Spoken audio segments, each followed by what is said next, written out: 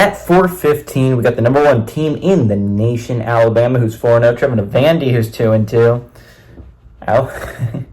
You're next, Alabama. Alabama favored by 22.5 on the SEC network. Jalen Milroe has gone 62 of 85, thrown for 964 yards, 10 touchdowns, 1 interception. Also leads his team on the ground with 52 carries for 273 yards and 8 touchdowns. Ryan Williams gone 16 catches for 462 yards and 5 touchdowns. Diego Pavia for the Commodores has gone 54 of 85, thrown for 721 yards, 6 touchdowns, 0 interceptions. Also leads his team on the ground with 71 carries for 279 yards and 2 touchdowns. Eli Stowers has had 19 catches for 220 yards and a touchdown. Alabama is 60-19 against Vanderbilt all time. 12-game winning streak for Alabama from 1994 to 2022. It's been a little bit since Vandy's been able to beat Alabama. I know a lot of people aren't going to be super interested in this matchup, and I kind of understand why. But I'm going to be honest, I think this is one of the more underrated quarterback v. quarterback battles of the day. And I understand there are some other pretty good ones. Nico versus Taylor Green should be a fun one in the later afternoon.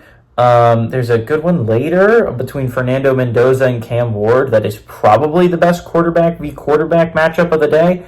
But I will say Milroe versus Pavia is probably going to be higher up than a lot of people think it's going to be. Pavia is a good quarterback, and if you have a good quarterback, you at least have a shot. And Pavia has given them a shot in every game they've been in so far, including on the road against Missouri.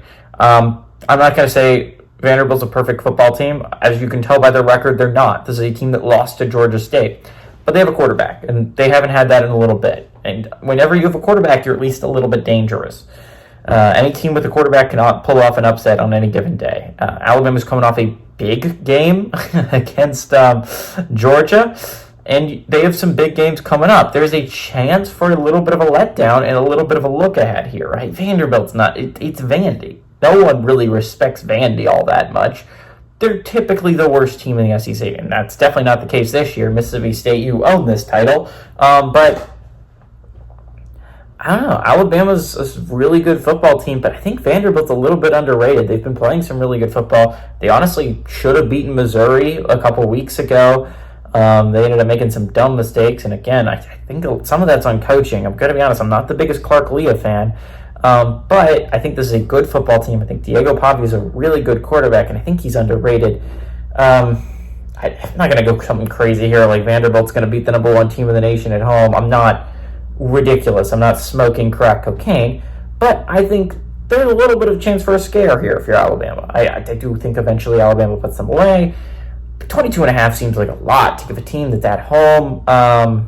Alabama a chance for a look ahead and a letdown after a big game against Georgia. I think it's going to be hard to pass up on this one. I like Vanderbilt to cover at home. I do. I like Alabama to win outright, but I think Vandy's a better team than a lot of people think. And I like them to cover the 22.5 point spread.